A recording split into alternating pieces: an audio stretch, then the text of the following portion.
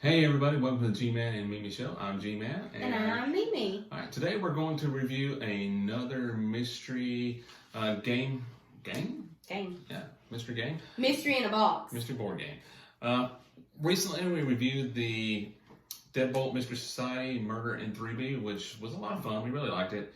And we were just looking through the aisles at Walmart and we happened to come upon this.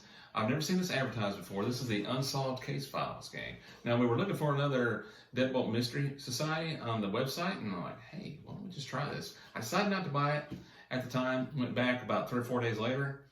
They were completely out of stock. Mm-hmm. So we looked on the Walmart's website and found one actually a few cities away and actually traveled about 20 miles to go get this. And we've looked on their website since, and these things sell out almost daily. You can actually find them on eBay. They're selling for like $50. But if you find one retail, they're about $25 to $30, about the same price as the Deadbolt Mystery Society and some other subscription-based games. Getting into this, like I say, it's very well packaged. You can see, just looking at the front and back, very well packaged. It's, you know, it draws you in for one. Opening up the front cover and makes it look like a true crime, basically. And we'll let Mimi open this up and we'll kind of dig into the contents a little bit. I really like this one because it was really organized. You'll see as soon as Mimi pulls the case file out.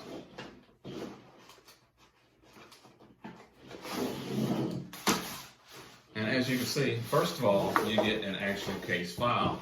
Different, if you watched the review on the Murder in 3D, one of the things I didn't like was there was no direction. It was just everything thrown in a box. This is actually, it comes with a case file. And we'll let Mimi kind of describe some of the things a little bit, and then we'll talk about it. Okay, so on the folder, it gives you objectives to complete of what you're looking for each step. Now, you don't have to complete this all in one day because we sure didn't. We just kind of took our time because it's a lot of reading and a lot of material to go through. But you have your news article clip. You have your autopsy report. You have where the crime scene took place, kind of like a map of the city. All of them will be different. It just depends on which one you get. And then this right here was the case number inventory list of what all they've seen on the at the crime scene. Then you have all your suspects. And I think there was 5, maybe 6. I think there were 6 total, maybe. 6 total. And they were organized. They're all organized. They have the photo with them. Then you have witness statements. Then you have phone records, text messages, emails, or whatever. And then you have the initial interview of when each suspect came into the precinct. Yeah, basically a transcript of the police interview. And then they have your person of interest, which is if they're left-handed, right-handed, their statement, their details, what kind of vehicle they drive, where they live, their address, that sort of thing. It's kind of some basic information police would keep on file when interviewing a suspect. Basically. And each suspect has their own file or their own paperwork. And that's pretty much all you get in the folder itself. And then you get the evidence. It says do not bin. So it's a bunch of photos. You get the victim. You get all of the character witnesses. Some of the suspects. Some of the suspects. Inventory of maybe what's missing. Like this one was engagement, rehearsal dinner. Yeah, that was related actually kind of to the crime itself. Mm-hmm. Both were. And then where the crime scene actually took place. The victim's body. All of these right here were suspects or character witnesses. And then the photos of character witnesses and or suspects or whatever in there. Just photos basically pertaining to somebody or something related to the case. And these are very helpful. Very helpful. Okay, so once you get diving into the case file itself and the murder, you come and you have 3 folders, objective A, B, and C. And each one contains certain information that's related to the case.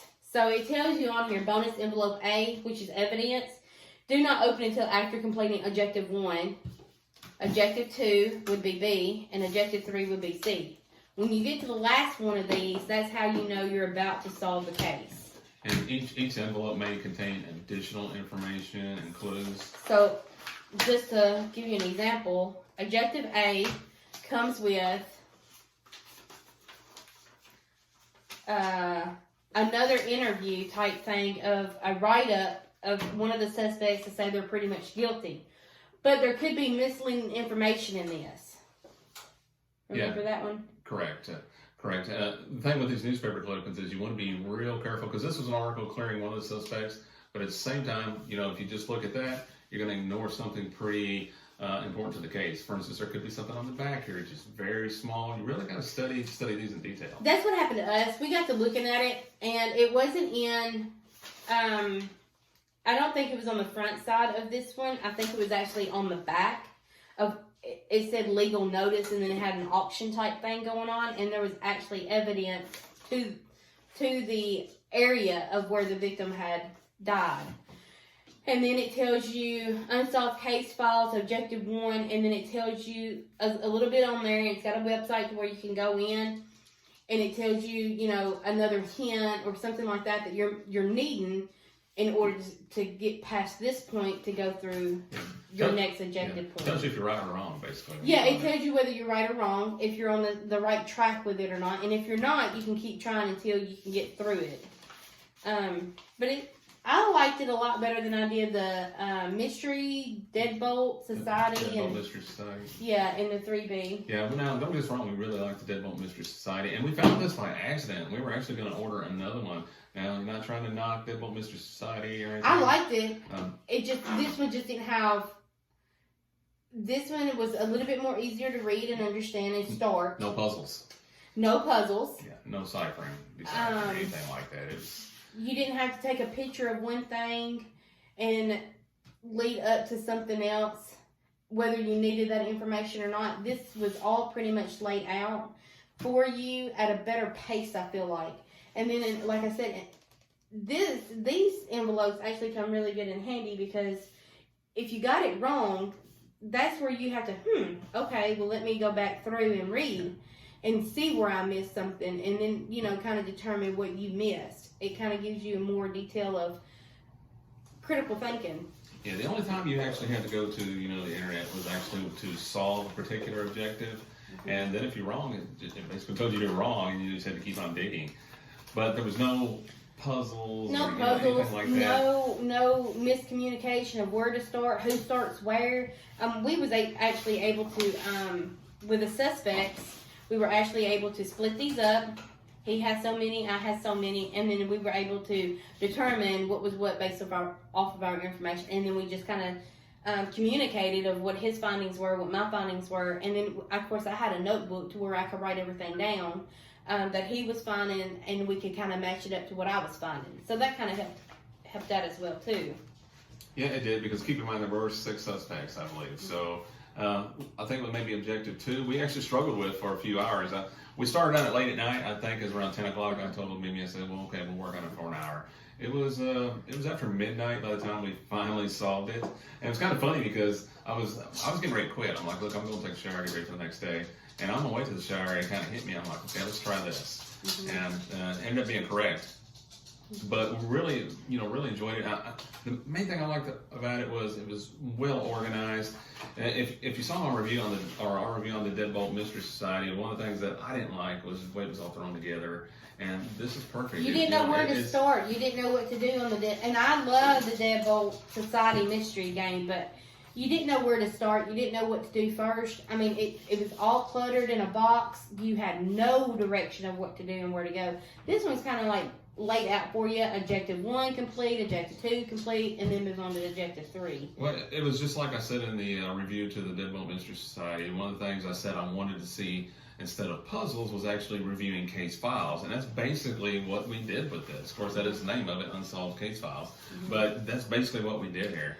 Well, not just that, but the storyline itself. I mean, the way that they have this game set up, it is set up like a real, true murder. And you're a real detective trying to solve the case. And newspaper clippings, the map of the city to let you know from point A to point B who lives where, what went on in this area. Like, it was very detailed, and I like that aspect of it. And the cool thing is we didn't know about it until after we solved the mystery, but we decided to do a little research on this particular game.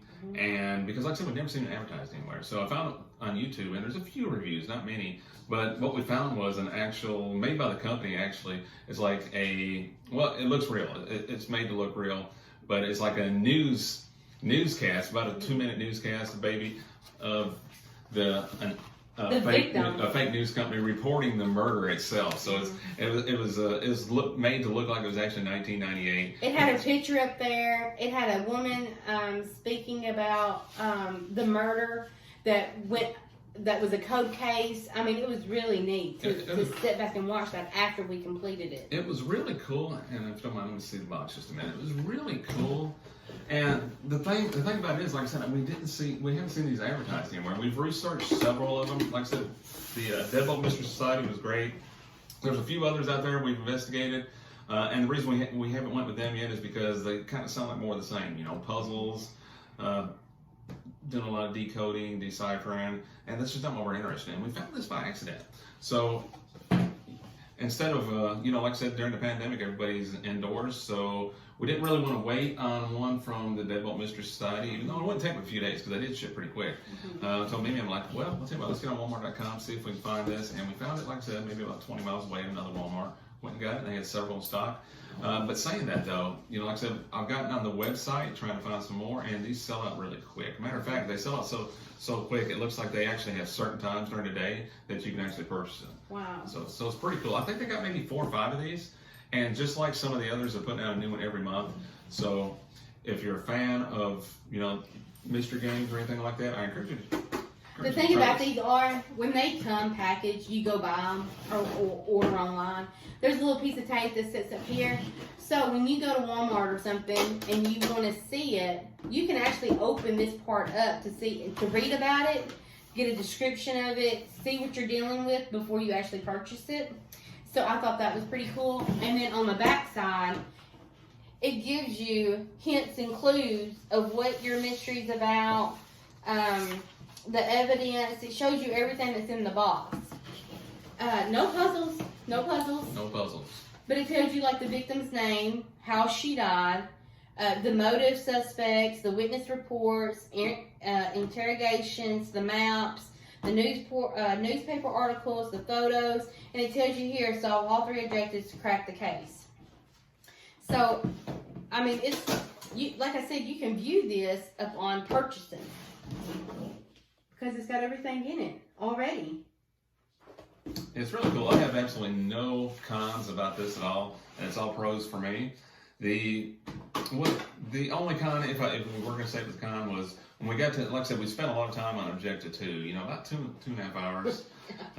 We were going to give it up.